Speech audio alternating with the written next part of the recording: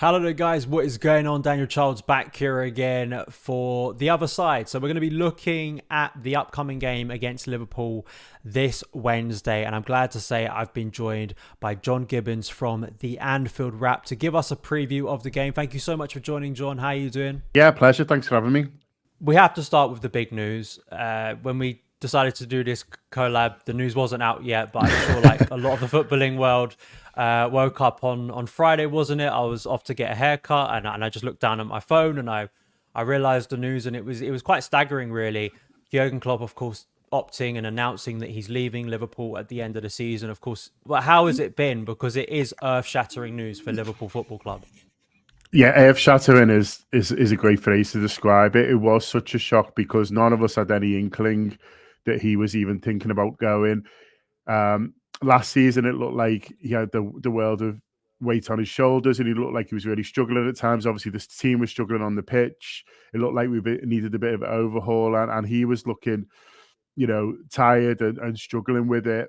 A bit more sort of snappy in interviews and sort of stuff like that. And we were a little bit worried about him. But this year, he just seems so rejuvenated, and it's quite a new team, bit of an overhaul in the summer, certainly of the midfield. And he called it Liverpool 2.0 and seemed to be really enjoying working with these new players, and the energy's back in the team, and it felt like back in him. So no one was expecting him to make that announcement. He's actually got still 2 years left on his deal, and I think the hope was that maybe he'll actually extend that, but he's done the opposite. He's decided to cut it early, and you respect his decision. He's got to do sort of what's best for him, but it's still you can't help but worry about what comes next, because Mm. we didn't have huge amounts of success before he came in. There was the odd trophy and things like that, but there wasn't. We certainly weren't competing regularly right at the top of the table, and we were on the sort of the edges of the Champions League places really for 10 years or so before that.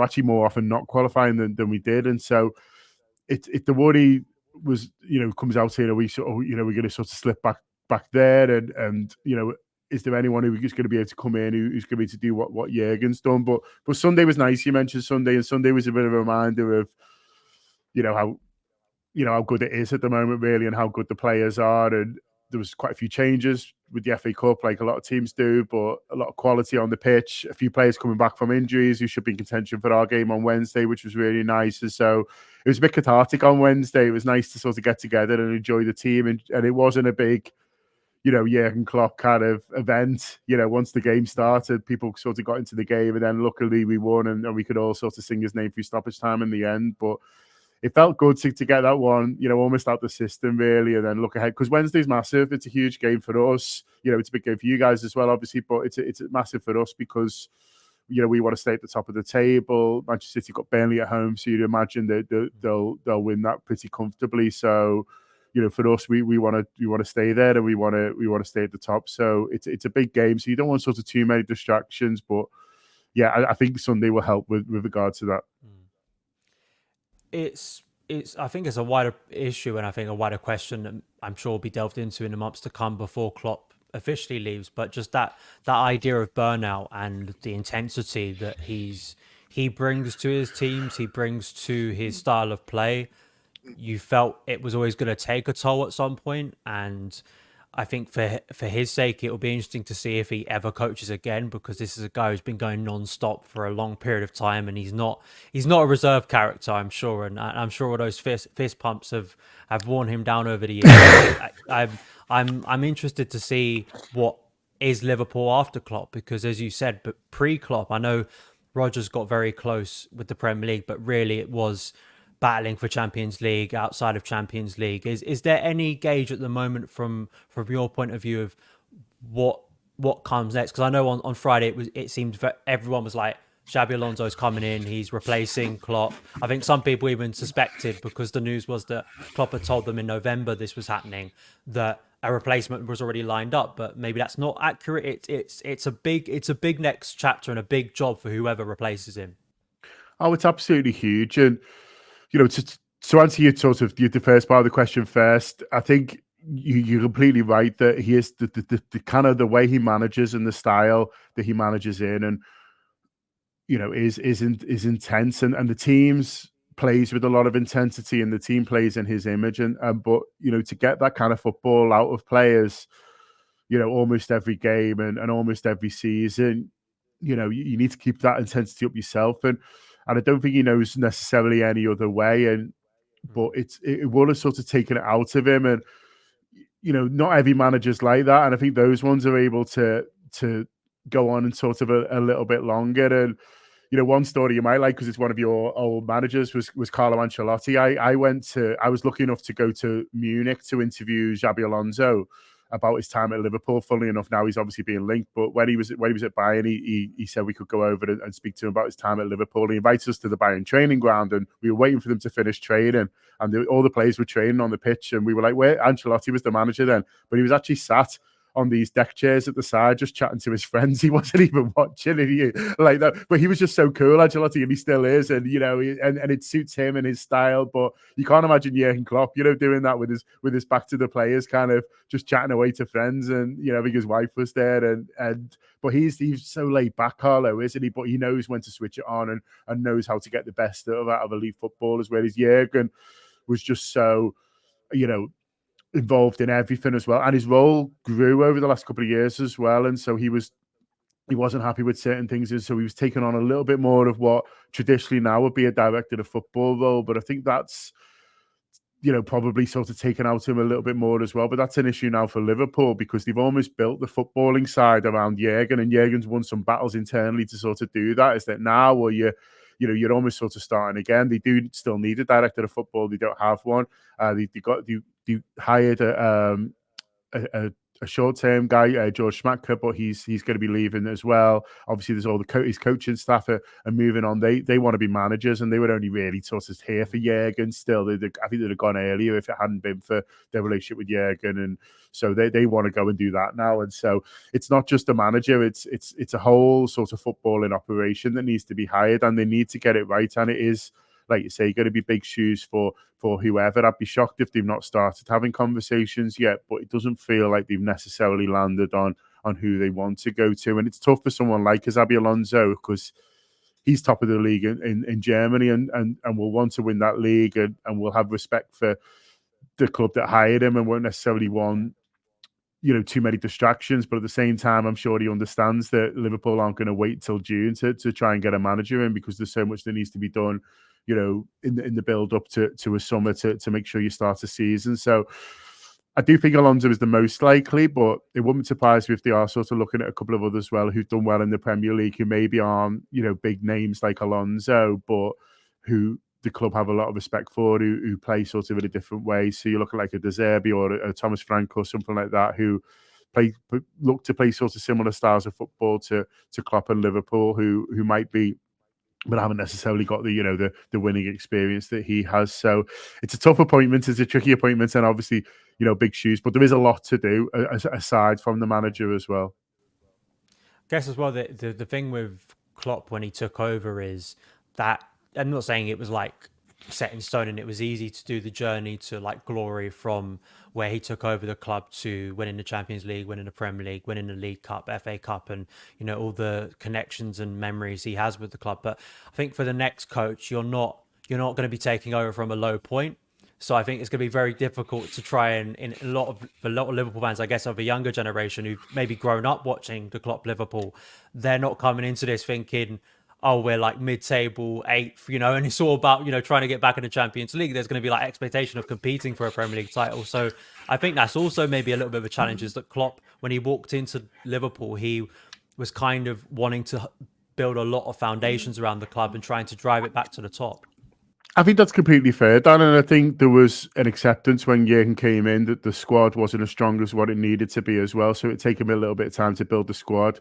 He had a track record of winning league titles in big leagues like the German league, and also a track record of beating a team with greater resources like Bayern Munich. And so he was able to ask for patience, and he was able to get it because of all those factors, because we recognised that it was a tough job and recognised there was a lot to do. And also we believed in the person who was coming in, that if he had time, he'd do it. You're right to say that the next person coming in won't have the same graces and won't have the same kind of positives around those things really, because the squad's great. You see that on Sunday with changes that they played really well, and there's so much talent there from front to back really. There's guys who are getting to the end of the career as well who won't want to hang around too much. You try and say to Virgil van Dijk and Mo Salah, well, this is going to be a bit of a project, and they say, well, we haven't got time for that. I'd rather go and play for Real Madrid and win things now. And so there's tough conversations internally around that. So you're right that the expectation will be to come in and hit the ground running, and that's tough. That's hard for any manager to sort of come in and do. So it will be a tricky job. It's a nice job in lots of ways, because as I say, that you'd rather work with the talented squad than not, I think. But there won't be a huge amount of grace period. The honeymoon period will have to be very short, because the feeling is that there is so much talent there that we need to make sure that we're making the most of it. Focusing on the players who will be involved on Wednesday, I want to talk about Darwin Nunez, because I think he's the most interesting player. Because we could talk about like Salah, who I know is been at AFCON, been a little bit injured, of course. Van Dijk, Alisson, these are all incredible players. Trent Alexander-Arnold, but Nunez is such an enigma. Like when I watch him, I sometimes get very Timo Werner vibes from him.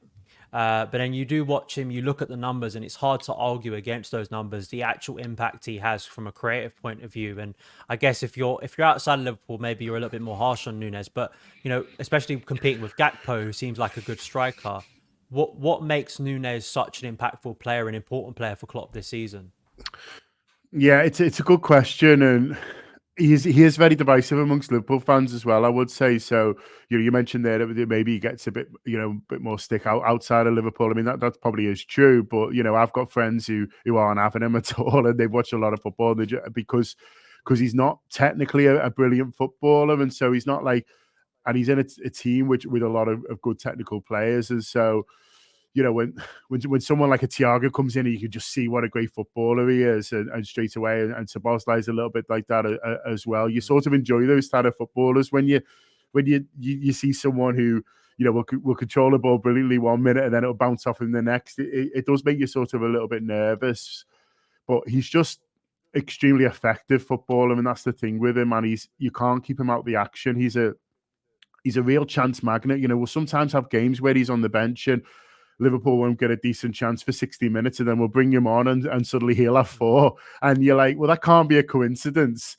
And he might miss them all. And so you get really sort of frustrated. But you think, but what is it that's meant that we weren't creating any chances? Then suddenly he's come on and we've got those. He is a real chance magnet. And that's what's funny about him, really. And that's what means that, when you see his goals compared to his XG, he's under it. So he's not scoring as many as what he should do with the quality of the chances he's got. But he somehow manages to find a way to be involved in so many chances that I wouldn't say it doesn't matter, but it's less of it's less of a thing, or there's more to the narrative than just sort of he misses a lot. He has got an incredible number of assists as well. You're sort of right to point that out, and that's not necessarily the case for sort of all strikers, certainly, and not of his style. I think for a defender, he must be a nightmare because he is relentless, and he's always in the action. He's always sort of making things happen. I think his teammates enjoy playing with him because he does need looking after him, and we sort of play free up front. And so I think if you are a Mo Salah, you probably think, well, I'm going to get a bit more space because he's. He needs attention. He is someone who you can't necessarily ignore, and a lot of the fans do love him as well. Like I say, divides opinion a little bit, but the fans in the ground, seem to really take to him because he puts everything in, and because of his, you can see how much he's trying sort of all the time, both on and off the ball. And so you'll hear another Nunez chants on Wednesday night, but he is an enigma, and I like him, but I'm still not sure where he's going to end up. You could tell me that he has a season next season that he gets 40 goals in all competitions, and I would say, yeah, I can see that. Or you could say to me, the next manager comes in and whoever it is and says I don't really fancy him, and he ends up moving on, and I could see that as well. So his Liverpool career, and indeed his career right at the top, is still a little bit in the balance. But what would you say is there's not, a million great strikers, it feels like, at the moment. I mean, you guys have struggled, haven't you, to find the sort of the right ones for you, and obviously I know and Kuka's had injuries and stuff like that, and so there'll be still sort of hope there. But so when you look around, you actually think, well, with our forward line, we are sort of really blessed, really, and we are sort of doing well, and so I think I'd rather have him than not, certainly. And I think there is more to come, and I think you could see a real sort of explosive season. Like a couple of the people in our place have actually have looked at Didier Drogba, fully enough, speaking to a Chelsea fan, in the way that there was a bit of uncertainty around him, and then suddenly he kicked on and looked like this elite striker. And I'm not saying it's definitely going to happen to Nunez, but there have been a few Drogba comparisons in terms of how he was a bit of a late bloomer in terms of his goal scoring. So we'll see. The jury's very much out on him, so in Liverpool and out, but you can't almost argue, like you say, with how much he affects football matches. And as long as he keeps doing that and the manager keeps picking him, then there does feel like there's still plenty more to come from him. Yeah, with the Drogba one, I was having a conversation with a Chelsea fan, funny enough, about him the other day, that the Drogba narrative about his career only really looks at the second half of his Chelsea career, where he scored all the big goals, where he became the striker everyone idolises now. But you watch, as you said, if you go back to his 04-05 season, 05-06, he really doesn't become the Drogba everyone now knows till like the second half of his third season, when he started scoring all these cup goals. And with the case of Drogba, he was only really properly prolific in the Premier League in one season, and that was Ancelotti's season. So it is a case where, for Nunez, if he becomes a striker who maybe doesn't score tons of goals but scores big goals, as I'm sure you know, like at clubs, that makes you an even bigger player, sometimes than the player who scores more goals. So Nunez definitely is a chaos merchant, and I think, he is a player that, despite some flaws, I think does concern me as an opposing team. I just want to ask you before we wrap up about Chelsea, and because we talked on the Anfield Wrap about how tight some of the games have been recently between both clubs, and the last time these two teams met right at the start of the season was a really, I think, quite exciting 1-1 draw where both teams created chances. What is it about Chelsea that maybe is concerning you, or things that you think can be exploited with this Chelsea team on Wednesday? I think, I think you'd be a fool as a Liverpool fan to just say, "Oh, it's first v ninth. Our home record is fantastic," which it is, but we're just going to sort of, steamroll you guys, because the games never seem to work like that. And we're normally a bit sort of tighter in the table, but generally speaking, there's always, it feels like, very little between the teams when we play, and so you do have to expect sort of more of the same, really. And listen, if it works out a different way or a better way for Liverpool, but then brilliant. I think there's obviously, it's not the most experienced Chelsea team we've ever seen, but then also there's, there is quality there. And I've felt like when I've watched Chelsea, which obviously not as much as you, but when I've ever watched them this season, there were periods in every game where they look a good team, and then there's periods maybe where they look like they're not quite on each other's wavelength anymore. And I think, if you can get up in a game against a team like that, then you can get a bit of sort of momentum and a little bit of doubt in the other minds. But we had a game against Manchester United and drew 0-0, and they came with a very clear game plan. And I think when a team comes with a clear game plan and good players, it is sort of tricky, really, to sort of break it down. And we could end up in a similar situation like that against Chelsea, really, where Pochettino, comes and says, "This is sort of how we're going to play. This is how I want you to play in this game. Don't necessarily worry about the others. We're going to a team who are top of the table, so we're going to try and frustrate a little bit and try and hit on the break if we can." I could see Chelsea having joy there. Really, and obviously with the quality that you do have, you never know that you might be able to make something happen in sort of in the final third with a moment of brilliance or some just good team play. And so it's not a game I'm expecting to be easy. It's not a game, I'm thinking we're just going to sort of turn up and be able to win. I think Liverpool will have to play well. I think there'll be times where we are going to have to be creative. But what's going to help us, I think, is that we there's a few players coming back, and it's a well-timed game for Liverpool, really. And the guys who did well played on Sunday, who started on Sunday, did really well. But it was nice to see Sabozlai come off the bench, who's missed a few weeks. So expect him to start. It was nice to see Trent coming back on. It was nice to see Andy Robertson, who we've not seen for months, sort of back there. And so it feels like they're coming back at a good time for Liverpool, and they're obviously the more players you got available, the more you got to choose from, but also off the bench. I think Jurgen's used his subs really well, this season. That's probably something that you guys haven't had the benefits of with so many injuries. Is that it's not necessarily your starting 11, and people do that sometimes. They say, "Oh, I've heard about all these injuries Chelsea got, but look at the team; it's perfectly fine." But you're like, "Yeah, but who? Look at the bench and who we got to change it." And I think that's where injuries really hurt you. Is that okay? What if players are tired after 60 or 70 because they've had to play a lot because of the injuries, then who's there to change them? And I think we'll have a good team on Wednesday, but I think we'll have a really good bench as well. So it wouldn't surprise me, if it's one of those where it's a cagey game, 60 or 70, but one of our forwards is able to win it from us from the bench. I think that's a very probable way that this game turns out. Yeah, it's one of those things that Chelsea, have spent. I don't expect sympathy because Chelsea have spent $1 billion, but you can spend $5 billion, and if all of your best players get injured, it's very difficult. If you have 12, 15 injuries, it's kind of very difficult, and it's also difficult, as Klopp has found out as well.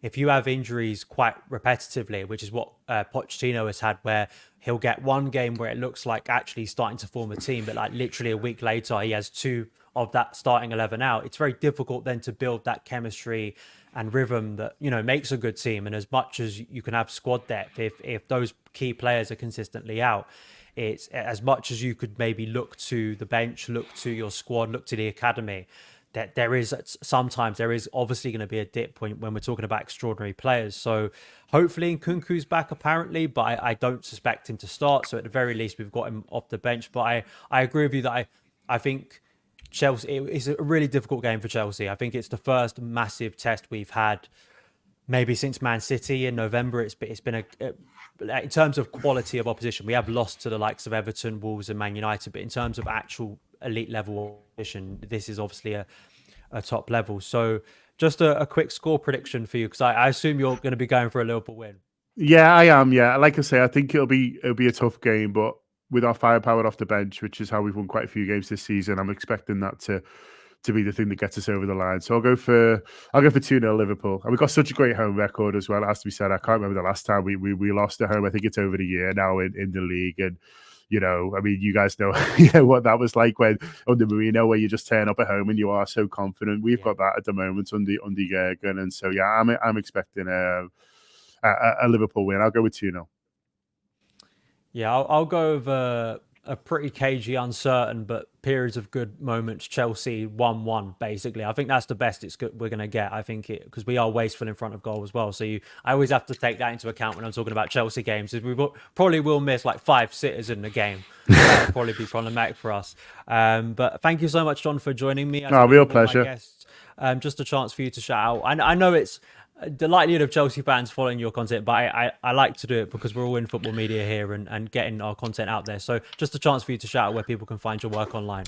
No, I would say, the Anfield Wrap. So we put 2 free shows out a week. One of them is the show just called the Anfield Wrap. Then we do a show called the Friday Show, which is across the whole Premier League. It goes out for free on Sports Social, which I know how's you guys as well. And that might be of interest for people. We're actually doing, because there's so many midweek games, we're actually doing a version of that Friday show on Monday and Tuesday this week, just to sort of confuse matters. But we're keeping the name. But that's a general Premier League show. Talk about all the games. Yeah, maybe with a little bit of Liverpool bias, but there's fans from other clubs as well. We've got a Chelsea fan who lives up here sort of on today, so people might be interested to listen to the Friday show that we put out mostly once a week, but this week twice. Thank you so much for taking the time to watch this show. If you're a Chelsea fan and you want more carefree content, please do hit that subscribe button. Really helps the channel out, as well as the like button and sharing it around with friends so more people can get involved in the community. And you can follow Son of Chelsea across socials at Son of Chelsea on TikTok, on Instagram and on X. Thank you.